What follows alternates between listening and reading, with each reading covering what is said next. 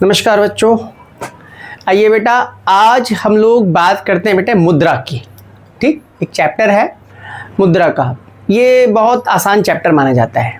ठीक, तो आइए हम लोग बात करते हैं बेटे मुद्रा। इंग्लिश में बोलते हैं मनी। पैसा क्या होता है आप सभी को पता है। मुद्रा एक ऐसा माध्यम होता है जिससे हम लोग लेन देन करते हैं, चीज़ों को खरीदते और बेचते हैं। ठीक, लेकिन हम लोग बात करते हैं मुद्रा का आविष्कार क्यों हुआ। सबसे पहले मुद्रा से पहले देश के अंदर क्या था, लेन देन कैसे हुआ करता था। तो मुद्रा से पहले बेटा देश के अंदर हमारे था वस्तु विनिमय प्रणाली। देखिए नाम से समझिए, वस्तु विनिमय। विनिमय का मतलब होता है एक्सचेंज प्रणाली। इंग्लिश में बोलते हैं बेटे बार्टर सिस्टम। एक्चुअली पहले जब मुद्रा नहीं हुआ करती थी तो देश के अंदर एक सिस्टम होता था लेन देन करने का, जिसको हम बोलते थे वस्तु विनिमय प्रणाली, जहाँ पर वस्तुओं का लेन देन वस्तुओं के साथ किया जाता था, है ना। जैसे मान के चलो मेरे पास गेहूं है, किसी के पास चावल है। ठीक, तो मैंने उसे गेहूं दे दिए, उसने मुझे चावल दे दिए। तो ऐसे लेन देन हुआ करता था। इसी को बोलते थे हम लोग वस्तु विनिमय प्रणाली। इंग्लिश में बोलते थे सीसी इकोनॉमी। सीसी का मतलब कॉमोडिटी, सी फॉर कॉमोडिटी, और दूसरे सी का मतलब होता है कॉमोडिटी टू कॉमोडिटी। वस्तु विनिमय प्रणाली पहले हुआ करती थी। लेकिन जैसे जैसे समय बीतता चला गया तो लोगों ने ना वस्तु विनिमय प्रणाली के अंदर, बार्टर सिस्टम के अंदर कुछ कमियां देखी। मतलब कुछ परेशानियां, वस्तुओं से वस्तुओं का जब लेन देन करते थे तो उस समय कुछ परेशानियां उन्होंने महसूस करी। ठीक, तो उन परेशानियों के बारे में हम लोग बात करेंगे, या हम लोग बात करेंगे अब वस्तु विनिमय प्रणाली में क्या क्या दोष थे। मतलब बार्टर सिस्टम के अंदर कौन कौन सी प्रॉब्लम्स थी, ठीक, जो लोग फेस करते थे। ठीक बच्चों, अब हम लोग बात करेंगे बेटा वस्तु विनिमय प्रणाली के दोष क्या थे। मतलब जो बार्टर सिस्टम था उसके अंदर प्रॉब्लम्स क्या थी। बार्टर सिस्टम क्या था कि भाई हम वस्तुओं का लेन देन वस्तुओं के साथ कर रहे हैं, ठीक है, तो इसमें कुछ परेशानियां थी। सबसे पहली परेशानी है दोहरे संयोग का अभाव। इंग्लिश में lack of double coincidence of wants.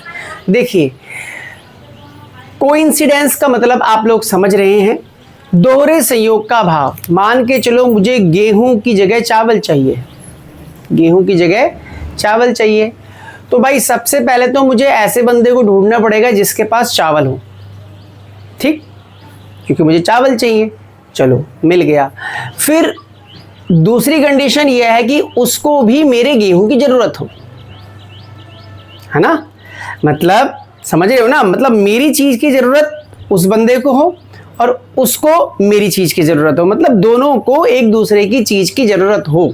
और ऐसा होना बड़ा एक मतलब जो होता है, एक कह सकते हैं कि एक दुर्लभ एक स्थिति है। मतलब एक बहुत ही रेयर केस है कि जिसके अंदर हमारी चीज की जरूरत दूसरे को पड़े, दूसरे को हमारी चीज की जरूरत पड़े। तो ऐसे में लेन देन करना बड़ा मुश्किल हुआ करता था उस टाइम पर। ठीक, तो इसी को बोला गया दोहरे संयोग का अभाव। ठीक, आपकी चीज की जरूरत दूसरे को, दूसरी चीज की जरूरत आपको हो, ऐसा होना बड़ा मुश्किल काम हुआ करता था। तो ऐसे में लेन देन करना बड़ा कठिन हुआ करता था। ठीक, पहली परेशानी है ये। दूसरा है मूल्य के मापन का अभाव। मापन का मतलब होता है मेजर ऑफ वैल्यू। देखिए जब आप लेन देन करते हैं तो क्या करते हैं कि आज होता क्या है कि जैसे हम पैसे देते हैं तो कोई चीज लेते हैं, ठीक है। अब उस समय पे सपोज फॉर एग्जाम्पल क्या होती थी, वस्तुएं हुआ करती थी, है ना। अब आपकी वस्तु उसको पसंद आ गई, उसकी चीज आपको पसंद आ गई। लेकिन देखिए वस्तुओं में एक ऐसी चीज होती है कि बेटा हो सकता है किसी की वस्तु ज्यादा महंगी हो और किसी की वस्तु कम महंगी हो, अर्थात किसी की वस्तु ज्यादा पुरानी हो, किसी की वस्तु कम पुरानी हो। अब लेन देन एक्चुअली उसी में करना है। या ऐसे कह सकते हो, मान के चलो किसी के पास गेहूं अच्छी क्वालिटी के हैं और उसके पास जो चावल हैं वो कम क्वालिटी वाले हैं, या मतलब थोड़े से लो क्वालिटी वाले हैं। अब लेन देन गेहूं और चावल के बीच में ही होना है। तो कहने का मतलब वस्तुओं के रूप में वस्तुओं के मूल्य को जब हम लोग नापते थे तो उसमें हो सकता था किसी को प्रॉफिट होता था और किसी को लॉस होता था। ठीक है, अब लेन देन तो वस्तुओं में ही करना है। ठीक है, तो ये सबसे बड़ी समस्या थी। कौन सी सिस्टम के अंदर, बार्टर सिस्टम के अंदर, वस्तु विनिमय प्रणाली में सबसे बड़ी कमी ये थी कि आप वस्तुओं के रूप में वस्तुओं को जब एक्चुअली लेन देन कर रहे हो तो किसी को प्रॉफिट होता था, किसी को लॉस, क्योंकि वस्तुओं के अंदर जो होता है उनकी क्वालिटी के अंदर जो है डिफरेंस पाया जाता है। तो वस्तु विनिमय प्रणाली में सबसे बड़ा जो है एक्चुअली जो ये कमी थी, एक ये थी क्योंकि मूल्य को नापना बड़ा मुश्किल हुआ करता था वस्तुओं के रूप में। ठीक है, अब तीसरा है मूल्य के संचय का अभाव, स्टोर ऑफ वैल्यू। देखिए, आज आप पैसे कमाते हो तो पैसे को आप सेव कर लेते हो, फ्यूचर के लिए पैसा सेव कर लेते हो, लेकिन वस्तु विनिमय प्रणाली के अंदर जो है आप प्रोडक्शन जो होते थे वस्तुओं के रूप में करते थे, पैसा था नहीं, तो आप जो सेविंग करोगे वो किस रूप में सेविंग कर सकते थे। तो बिल्कुल सही बात है, मुद्रा वस्तुओं के रूप में करेंगे आप सेविंग भी अगर करेंगे तो, लेकिन सेविंग कर नहीं सकते। आपको भी पता है कि वस्तुओं के रूप में आप सेविंग नहीं कर सकते। क्यों नहीं कर सकते? कुछ रीजंस हैं। सबसे पहली, वस्तुएं नष्ट हो सकती हैं। अगर मैं कहूँ कि गेहूं को मैं प्रोडक्शन कर रहा हूँ गेहूं, और मैं गेहूं सेव कर लूँ 10-15 साल के लिए, नहीं हो सकता, क्योंकि वस्तुएं खराब हो जाती हैं, गेहूं खराब हो जाएगा, नष्ट हो जाएगा। दूसरा, इनका मूल्य लंबे समय तक स्थिर नहीं रहता। बिल्कुल सही बात है, हो सकता है गेहूं आज मेरी ज्यादा कॉस्टली हो, है ना, हो सकता है 10 दिन बाद इनकी क्वालिटी थोड़ा डाउन हो जाए, 20 दिन, 25 दिन बाद, 30 दिन बाद, 40 दिन बाद हो सकता है इसका कोई वैल्यू जो आज मुझे बहुत ज़्यादा दे रहा हो कल कम दे रहा हो, क्योंकि क्वालिटी के हिसाब से किसी वस्तु के प्राइस जो होते हैं वो जज होते हैं बेटा। ठीक है, तो इनके मूल्य स्थिर रहते हैं। तो स्थानांतरण में दिक्कत है, बिल्कुल सही बात है भाई। आप आज आपकी जेब में पैसा है, पैसे को आप कहीं भी ट्रांसफर कर सकते हो जेब में रख के, लेकिन जो वस्तुएं होती हैं वो स्थान भी ज़्यादा घेरती हैं, प्लस उनके जो ट्रांसफर करने में ना, एक जगह से दूसरी जगह में ले जाने में भी बड़ी समस्या आती है। किसके अंदर? ठीक है, वस्तु के अंदर। इसके बाद कह रहा है सामान्य स्वीकृति का गुण नहीं। बिल्कुल सही बात है। ठीक है, ठीक, सामान्य स्वीकृति का मतलब समझ रहे हो भाई? मान के चलो मेरे पास गेहूं, आपके पास चावल है, मैं आपको गेहूं देना चाह रहा हूं, लेकिन मैं आपके चावल चाहता हूं। सपोज, फिर से समझो, मेरे पास गेहूं है, आपके पास चावल है, मैं आपके चावल तो लेना चाहता हूं, ठीक है, लेकिन जो दूसरा बंदा है वो मेरे गेहूं नहीं लेना चाहता, उसे नहीं जरूरत है। तो कहने का मतलब जो है सामान्य स्वीकृति का गुण नहीं पाया जाता। तो मूल्य के संचय का अभाव किसके अंदर पाया जाता है? वस्तु विनिमय प्रणाली के अंदर पाया जाता था, जिसके कारण मुद्रा का आविष्कार हुआ है। हम पढ़ रहे हैं क्या कि वस्तु विनिमय प्रणाली के अंदर वो कौन कौन सी परेशानियां थी जिसके कारण मुद्रा का आविष्कार हुआ। ठीक है, अब देखिए बच्चों, हम लोग नेक्स्ट बात करते हैं स्थगित भुगतानों की कठिनाई, जो चौथा एक कमी है। देखिए, इंग्लिश में बोलते हैं डेफर्ड पेमेंट। स्थगित भुगतान कौन होते हैं? ऐसे भुगतान जो हमने किसी से, सपोज कोई चीज़ हमने किसी से उधार ले लिया और हम उसको आगे फ्यूचर में पेमेंट करेंगे। स्थगित भुगतान का मतलब जिनकी पेमेंट हम आज ना करके फ्यूचर में करते हैं। ठीक, तो वस्तु विनिमय प्रणाली के अंदर बेटा उधार लिया जाता, जैसे आज हम लोग उधार लेते हैं तो वैसे उस समय भी उधार लिया जाता था। उस समय वस्तुओं के रूप में उधार लिया जाता था, गेहूं, चावल, चीनी वगैरह इस तरह की चीज़ें। ठीक है, तो कह रहा है वस्तु विनिमय प्रणाली के अंदर ना बेटा उधार लेना बड़ा मुश्किल काम था। ठीक है, उधार लेना बड़ा मुश्किल काम था। ठीक, क्यों? रीजंस हैं। सबसे पहला, मतभेद उत्पन्न हो सकते हैं। यहाँ लिखा है मतभेद उत्पन्न हो सकते हैं। मान के चलिए मैंने किसी से गेहूं लिए, अब मैं उसको गेहूं वापस कर रहा हूं, है ना, गेहूं के बदले गेहूं वापस कर रहा हूं, लेकिन वो कह रहा भाई मेरे तो जो है गेहूं अच्छी क्वालिटी के थे, ये तो बेकार क्वालिटी के हैं, मैं तो नहीं ले रहा, है ना। उधार लिया था, अब मैं उसका उधार दे भी रहा हूँ, गेहूं के रूप में लिया था, गेहूं दे रहा हूँ, लेकिन कह रहा भाई क्वालिटी बेकार है। हो भी सकती है, ठीक है, लेकिन आज नहीं होता ऐसा। होता है भाई आप किसी से 500 रुपये ले लो, वो ये करारा नोट ले लो, और आप थोड़ा पुराना नोट दे रहे हो तो ये थोड़ी कहेगा भाई पुराना नोट है मैं नहीं ले रहा। लेकिन वस्तु विनिमय प्रणाली में ऐसा समस्या होती थी। दूसरा, गुणवत्ता को लेकर विवाद हो सकता है, वही वाला पॉइंट है ना, गुणवत्ता क्वालिटी है, ठीक है। तीसरा, पुनर्भुगतान किस रूप में किया जाए। अब मैं इसको समझिए, जैसे मैंने किसी से गेहूं ले लिया और मैंने उसको वादा किया कि मैं आपको चावल दूंगा, ठीक, चलिए, अब एक्चुअली हुआ क्या कि गेहूं तो मैंने ले लिए, अब जब चावल वापस करने की बारी आई तो ओले पड़ गए, फसल हो गई खराब। ठीक, चावल देने का वादा किया था, चावल तो है नहीं, अब कहां से लाके दूं। अब मैं उससे कह रहा हूं भाई एक काम कर, मेरे जो है खेत में जो है सीधी सी दालें भी मैंने उगाई हैं, या मेरा एक गाय है वो गाय ले ले भाई, बछड़ा ले ले गाय का, भैंस ले ले। कह रहा मेरे को नहीं चाहिए भाई, मेरे को तो चावल ही चाहिए, या चावल की जगह वो ऐसी चीज मांग रहा है कोई कि जो मेरे पास है ही नहीं। ठीक है, तो इसी में लिखा है पुनर्भुगतान किस रूप में किया जाए, मतलब जो पेमेंट मैं कर रहा हूं मैं किस रूप में आपको पेमेंट करूं, ये बड़ा मुश्किल काम होता था। तो बस स्थगित भुगतान का मतलब होता है ऐसे भुगतान जो आपने जो फ्यूचर में करने हैं आपको। क्यों कर रहे हैं? क्योंकि आपने किसी से उधार लिया है, ठीक है। तो उधार की पेमेंट करना, उधार लेना बड़ा मुश्किल काम हुआ करता था किसके अंदर, बार्टर सिस्टम के अंदर, वस्तु मूल्य प्रणाली के अंदर। अगला है ट्रांसफर ऑफ वैल्यू, मूल्य का हस्तांतरण। देखिए आज आप अपनी सेविंग को, आज आप सेविंग किस रूप में करते हो, मकान के रूप में, ये भी सेविंग ही एक तरीके से, कैश के रूप में सेविंग करते हो। तो कहने का मतलब आज अगर आपको यहाँ से जयपुर शिफ्ट होना है तो आप क्या करेंगे, अपना मकान बेचेंगे या उसके अंदर जो भी सामान वगैरह है उसको बेचेंगे, उसको कैश में कन्वर्ट करके कहीं दूसरी जगह उतने ही सामान खरीद लेंगे, मकान खरीद लेंगे, सामान फ्रिज टीवी ऐसे खरीद लेंगे।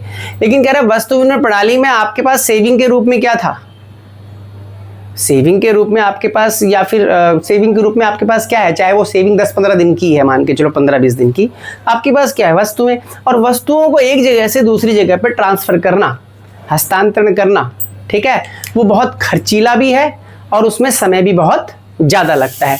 तो ये कुछ कमियां थी किसके अंदर, वस्तु विनिमय प्रणाली के अंदर। वस्तु विनिमय प्रणाली क्या थी, जहां पर वस्तुओं का लेन देन हम लोग वस्तुओं के साथ करते थे। इसमें बहुत सारी कमियां थी, वो कमियां हमने पढ़ी, ठीक है।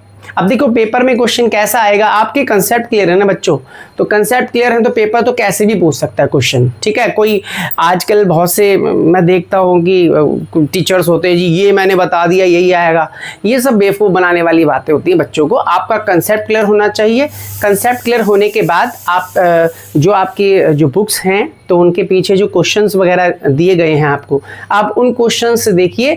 अगर आपके कंसेप्ट क्लियर हैं तो सारे क्वेश्चनों के जवाब आप दे सकते हैं। और अपने जो बुक के पीछे जो 5-6 साल के क्वेश्चंस वगैरह जो पेपर में आए हुए हैं बोर्ड के, आप उनको देखिए, आपको अपने आप समझ में आ जाएगा कि आपको कैसे आंसर्स वगैरह लिखने हैं, ठीक है। फिर कह रहा हूँ कंसेप्ट क्लियर होने चाहिए।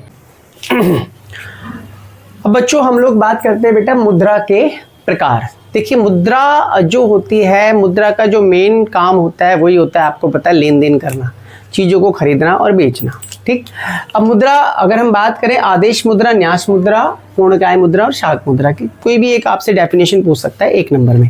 तो देखिए आदेश मुद्रा आपको पता है इंग्लिश में बोलते हैं फाइट मनी। तो आदेश मुद्रा आपको नाम से पता लग रहा है, सरकार के आदेश पर जो भी नोट और सिक्के जो चल रहे हैं, जहाँ लेन देन नोट और सिक्कों से हो रहा है, तो ये आदेश मुद्रा है। सरकार के आदेश पर नोट और सिक्के चल रहे हैं जिनके आधार पर लेन देन हो रहा है, ठीक है। अब न्यास मुद्रा होता है आपसी विश्वास पर आधारित, फ्यूडिशरी मनी बोलते हैं, ठीक है। भाई मान के चलो कोई इंसान कह रहा है सर मेरे पास कैश नहीं है, आप चेक ले लो फीस के रूप में, तो मैंने कहा लाओ जी मुझे दे दो चेक, ठीक है। तो विश्वास ही तो है, उसका और मेरा विश्वास है, चेक बाउंस भी हो सकता है लेकिन कोई बात नहीं, लेन देन हो रहा है। तो ये न्यास मुद्रा होता है, मतलब नोट और सिक्के के अलावा जिस भी माध्यम से लेन देन हो रहा है, चाहे वो ई पेमेंट से हो रहा है, किसी भी से उससे हो रहा है, चेक से हो रहा है, तो ये सब आपका फ्यूडिशरी मनी है, न्यास मुद्रा, ठीक है, आपसी विश्वास पर आधारित, विश्वास पर। चलिए इसके बाद है बेटा full bodied money. Full bodied money क्या होती है बेटा, वस्तु मूल्य बराबर अंकित मूल्य। अभी वस्तु मूल्य क्या होता है, अंकित मूल्य क्या होता है, देखो, ठीक। देखिए मैंने आपसे ये बोला 500 का नोट है, ठीक, वो बना किस चीज से है, कागज से। तो कागज क्या हो गई, वस्तु, वस्तु मूल्य क्या हो गया, कागज, कागज जो है, ठीक। और अंकित मूल्य क्या होता है, जो उस पर लिखा हुआ है, ठीक। तो सबसे पहले शाक मुद्रा समझो, या ये समझो पूर्णकाय मुद्रा, चलो ये समझो। देखो अंग्रेजों के टाइम पर क्या हुआ करता था बेटा कि जैसे जो सिक्का हुआ करता था वो मेटल से बना होता था, सोने चांदी वगैरह का होता था, ठीक है।